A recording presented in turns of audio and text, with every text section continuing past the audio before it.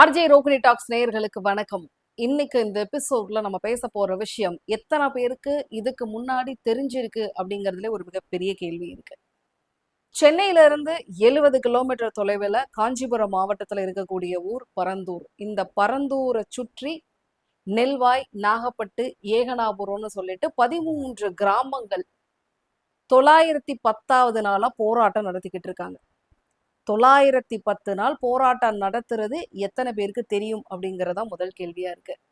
எதற்காக இந்த போராட்டம் அப்படின்னு பாத்தீங்கன்னா, கடந்த 2022ல நம்ம தமிழக அரசு சார்பாக பரந்தூர்ல ஒரு புதிய விமான நிலையத்தை கட்டுறதுக்கான அரசாணையை போட்டாங்க. இதற்காக பரந்தூர் அந்த ஊரை செலக்ட் பண்ணி அதை சுற்றி இருக்கக்கூடிய 13 கிராமத்துடைய நிலங்களை கையகப்படுத்துறதுக்கான வேலைகளை ஸ்டார்ட் பண்ணாங்க. இதற்காகத்தான் பரந்தூர், ஏகனாபுரம், நெல்வாய், நாகப்பட்டு உள்ளிட்ட 13 கிராமத்துல இருக்கக்கூடிய மக்களும் எங்களுடைய நிலங்களையும் குடியிருப்பு பகுதிகளையும் கைப்பற்ற கூடாது, அதற்கு நாங்க அனுமதிக்க மாட்டோம், எங்களுக்கு விமான நிலையம் வேண்டாம், விவசாயம் தான் வேண்டும் அப்படிங்கிறத வலியுறுத்தி 910வது நாளா இன்றும் களத்தில் இறங்கி போராடிக்கிட்டே இருக்காங்க. இந்த நிலையில தான் தமிழக வெற்றி கழகத்துடைய தலைவர் விஜய் அவர்கள் இந்த போராட்ட செய்யக்கூடிய கிராம மக்களை சந்திப்பதற்காக அனுமதி கேட்டிருந்தாரு. ஆனா அம்பேத்கர் திடல்ல இந்த போராட்டத்தை நாங்க நடத்திக்கிறோம் அப்படின்னு முன்கூட்டியே பர்மிஷன் கேட்டு அதற்கான ஏற்பாடுகளை செய்ய ஆரம்பிச்சாங்க தமிழக வெற்றி கழகத்தினர். பாதுகாப்பு பணிகள் கொடுக்கறதுல எங்களுக்கு அதுல சிரமம் இருக்கு, அதனால அங்க நடத்தக்கூடாது அப்படின்னு காவல்துறை அனுமதியை மறுத்தாங்க.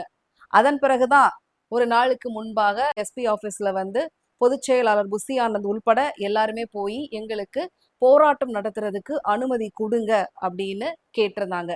2 மணி நேர நீண்ட பேச்சுவார்த்தைக்கு பிறகு பரந்தூர்ல இருக்கக்கூடிய ஒரு தனியார் திருமண மண்டபத்துல உங்களை நாங்க அனுமதி கொடுக்கிறோம், நீங்க அங்க போராட்டக்காரர்களை சந்தித்து அவர்களுடைய குறைகளை கேட்டுக்கலாம் அப்படின்னு ஃபைனலா பர்மிஷன் கொடுத்திருக்காங்க.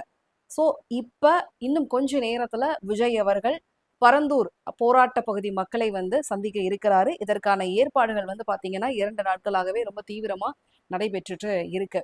இந்த அனுமதிக்கு பாத்தீங்கன்னா பின்னாடி நிறைய ரெஸ்ட்ரிக்ஷன்ஸோட தான் கொடுத்திருக்காங்க. என்ன கொடுத்திருக்காங்க அப்படின்னு பாத்தீங்கன்னா, 13 கிராம மக்களை சேர்ந்தவர்களுக்கு மட்டும்தான் இந்த இதற்கு அனுமதியே கொடுத்திருக்காங்க. அது இல்லாம வெளியாட்கள், தாவேகாவுடைய உறுப்பினர்களோ இல்ல வெளியில இருந்து கட்சி தொண்டர்களோ யாருமே பாத்தீங்கன்னா இந்த பகுதிக்கு உள்ள நுழைய முடியாது.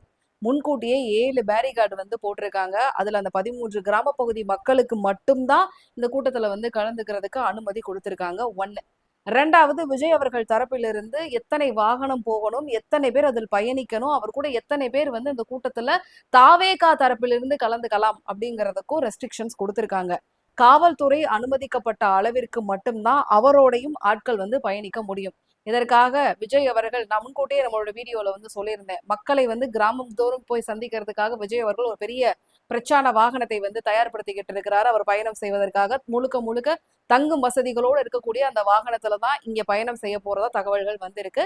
இந்த வாகனத்துல பயணம் செய்த பிறகு அங்க இருக்கக்கூடிய தனியார் திருமண மண்டபத்தில் உள்ள போய் கிராம மக்களை சந்திக்கிறதுக்கு விஜய் அவர்கள் திட்டம் வகுத்திருக்கிறாரு.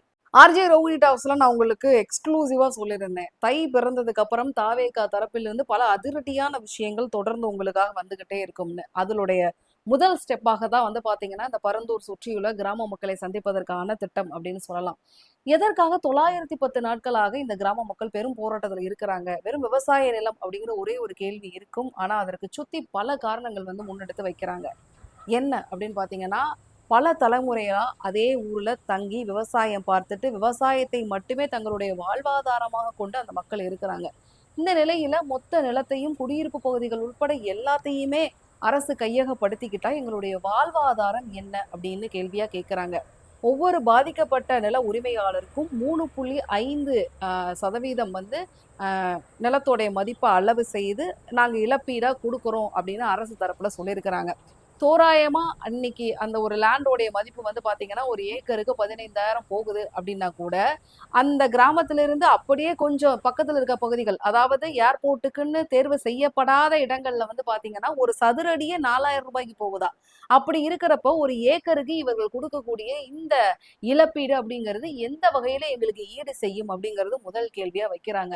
மொத்த நிலத்தையும் கொடுத்துட்டு எல்லாத்தையுமே விட்டுட்டு இங்க இருந்து எங்களை அப்படியே பேத்து எடுத்துட்டு போய் இன்னொரு இடத்துக்கு போய் நீங்க எல்லாத்தையுமே தேடிக்கோங்க அப்படின்னு சொல்றதெல்லாம் வந்து எந்த வகையில நியாயம் அப்படிங்கிற முன்னொரு கேள்வியும் வந்து முன்வைக்கிறாங்க. நிறைய பேர் வந்து பாத்தீங்கன்னா குடியிருப்பு பகுதிகள் ஏன் வந்து பரந்தூர் ஏகனாபுரம் மக்கள் மட்டும் இந்த போராட்டத்துல தொடர்ந்து முழுமையா ஈடுபட்டு இருக்காங்க அப்படின்னு பாத்தீங்கன்னா இந்த 2 ஊரு வந்து பாத்தீங்கன்னா மொத்தமா காலியாகிறதுக்கு வாய்ப்பு இருக்கு. அங்க இருக்கக்கூடிய விவசாய பகுதிகள், அதுக்கப்புறம் குடியிருப்பு பகுதிகள், ஏகனாபுரத்துல மட்டும் மொத்தமா வந்து 2000 ஏக்கர் வந்து நிலத்தை வந்து கையகப்படுத்துறதுக்கு அரசு வந்து திட்டம் வகுத்திருக்கிறதுனால அந்த ஊர் மக்கள் மொத்த பேருமே எல்லாத்தையுமே காலி பண்ணிட்டு அங்க இருந்து வேற இடத்துக்கு தன்னுடைய வாழ்வாதாரத்தை வச்சுக்கிறதுக்கு அவங்க இடம் பெயர்ந்து ஆக வேண்டிய சூழல். அதற்குத்தான் கண்டிப்பா நாங்க அனுமதிக்க மாட்டோம் அப்படின்னு இவ்வளவு ஸ்ட்ராங்கா வந்து இருக்கிறாங்க. சரி, பரந்தூர் ஏர்போர்ட் வந்து அவசியமா அப்படிங்கிற ஒரு மிகப்பெரிய கேள்வி இருக்கு. சென்னையை பொறுத்த வரைக்கும் இதோட ஏர்போர்ட்டோடைய பரப்பளவு அப்படிங்கறது 1300 ஏக்கர்ல இருக்கு. ஒரு நாளைக்கு வந்து பாத்தீங்கன்னா தற்சமயத்துக்கு 60,000 பயணிகள் ஏர்போர்ட்டுக்கு வந்து அந்த ஏர்போர்ட்ல அதற்குடைய சர்வீசஸ் வந்து பயன்பெற்றுக்கிட்டு இருக்காங்க. இதே கணக்கு ரேஷியோ வந்து மெயின்டைன் ஆகி இன்னும் ஒரு 8ல இருந்து ஒரு 10 வருடத்திற்கு போனோம் அப்படின்னு பாத்தீங்கன்னா ஒரு நாளைக்கு ஒரு 10 லட்சம் பேர் வந்து ஒரு நாள் ஏர்போர்ட்டை வந்து ஆக்சஸ் பண்றதுக்கான பாசிபிலிட்டிஸ் இருக்கு அப்படின்னு கவர்மெண்ட் சைட்ல வந்து சொல்றாங்க. அப்ப இந்த 1300 ஏக்கர் நிலப்பரப்பில் இருக்கக்கூடிய இந்த ஏர்போர்ட் நமக்கு பத்தாது அப்படிங்கறதுதான் கவர்மெண்டோடைய மிகப்பெரிய ஒரு பதிலாக இருக்கு.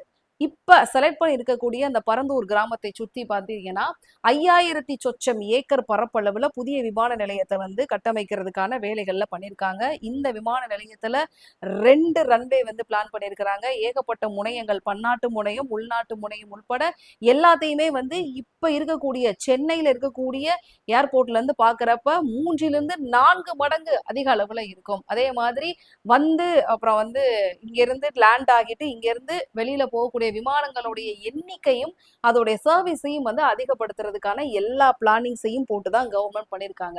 இந்தியாவை பொறுத்த வரைக்கும் டெல்லி விமான நிலையம் தான் வந்து பாத்தீங்கன்னா பரப்பளவில் மிகப்பெரிய ஒரு ஏர்போர்ட்ஸாக இருக்குது. அதை தொடர்ந்து மும்பை 1850 ஏக்கர் பரப்பளவுல இருக்கு. அதன் பிறகு ஹைதராபாத், அதன் பிறகு பெங்களூர், இந்த மாதிரியான எல்லா விமான நிலையங்களும் ஒரு 3000 சொச்சம் பரப்பளவில் இருக்கக்கூடிய ஒரு ஏர்போர்ட்டாகத்தான் இருக்குது. அதை கம்பேர் பண்றப்ப சென்னை மாதிரியான இந்த ஊர்ல 1300 ஏக்கர் அப்படிங்கிறது ரொம்ப சின்னது அப்படின்னு சொல்றாங்க.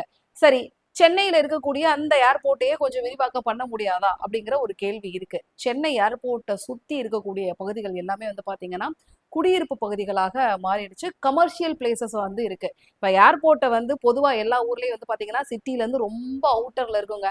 அங்க இருந்து சிட்டிக்குள்ள வர்றது அப்படிங்கறதே வந்து பாத்தீங்கன்னா ஒரு பெரிய ப்ராசஸா இருக்கும். ஆனா சென்னையை பொறுத்த வரைக்கும் சென்னையோட ஏர்போர்ட்ல இருந்து நீங்க சிட்டியை வித்தின் 5 to 10 மினிட்ஸ்க்குள்ள வந்து ரீச் ஆயிடலாம். ஏன்னா அதை சுத்தி இருக்கக்கூடிய பல்லாவரமா இருக்கட்டும், அதற்கு பிறகு பக்கத்துல இருக்கக்கூடிய கிண்டியா இருக்கட்டும், எல்லாமே வந்து மோஸ்ட் கமர்ஷியல் பிளேசஸ். ஸோ சிட்டியோட ஆக்சஸ் வந்து ரொம்ப ரொம்ப பக்கத்துல இருக்கிறதுனால இந்த ஏர்போர்ட்டை விரிவாக்கம் பண்றதுக்கு சாத்தியமே கிடையாது அப்படின்னு கவர்மெண்ட் தரப்புல சொல்லியிருக்காங்க. அதனாலதான் நல்ல இவ்வளவு ஏக்கர் நிலப்பரப்பும் வந்து இருக்கக்கூடிய ஒரு பகுதியாக பார்த்து இந்த பரந்தூர் அதை சுற்றியுள்ள கிராமம் 13 கிராமத்தையும் செலக்ட் பண்ணி புதிய விமான நிலையத்தை கட்டமைப்பதற்கான ஏற்பாடுகள்ல அரசு இவ்வளவு ஆர்வத்துல இருக்காங்க.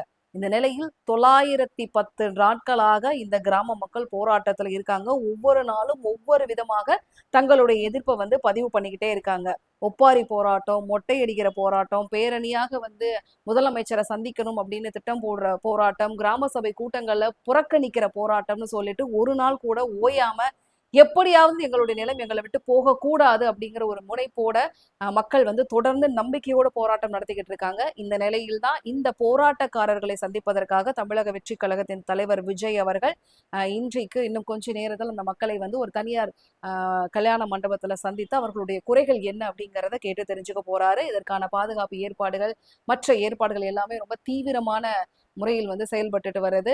இந்த கூட்டத்துல வந்து விஜய் அவர்கள் என்ன பேச போறாரு, என்ன கருத்தை முன்வைக்க போறாரு, அவர்களுக்கு ஆதரவாக தமிழக வெற்றி கழகம் என்ன ஒரு வார்த்தை சொல்ல போகுது அப்படிங்கறதா வந்து பாத்தீங்கன்னா இப்போ ஒட்டுமொத்த மீடியாவே வந்து காத்துக்கிட்டு இருக்கிற ஒரு சென்சேஷனலான ஒரு கண்டென்ட்டா இருக்கு. விஜய் அவர்கள் மக்களை சந்தித்த பிறகு என்ன பேசியிருக்காரு, என்ன விஷயத்தெல்லாம் முன் வச்சிருக்காரு, அவர்களுக்கு இவருடைய ஆதரவை எப்படி கொடுக்க போறாரு அப்படிங்கிற அப்டேட்டோட நான் உங்களை அடுத்த வீடியோல மீட் பண்றேன்.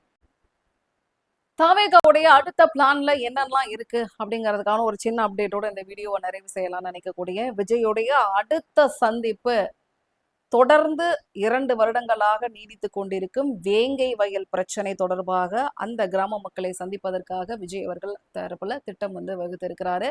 இன்னும் கொஞ்ச நாட்கள்ல வந்து பாத்தீங்கன்னா தாவேகாவுடைய மாவட்ட தலைவர்கள் குறித்த அபிஷியலான அனௌன்ஸ்மெண்ட் வந்து காத்துக்கிட்டு இருக்கு.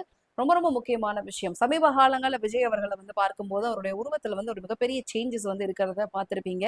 அதாவது படத்திற்காக எப்பவுமே ஸ்லிம்மான உருவத்தோடே இருந்த விஜய் அவர்கள் சமீப காலத்துல கொஞ்சம் வெயிட் போட்டிருந்த ஒரு விஷயமும் இருக்கு. இது தொடர்பான அப்டேட்டு எதற்காக ஏன் அப்படிங்கிற ஒரு பெரிய காரணத்தோட ஒரு அப்டேட்டு. இந்த மாதிரியான பல விஷயங்களோட அடுத்து ஆர்ஜே ரோகிணி டாக்ஸ்ல ஒரு சூப்பரான எபிசோட நான் உங்களை மீட் பண்றேன். மறக்காம சேனலை லைக் பண்ணுங்க, ஷேர் பண்ணுங்க, சப்ஸ்கிரைப் பண்ணுங்க, சப்போர்ட் பண்ணுங்க.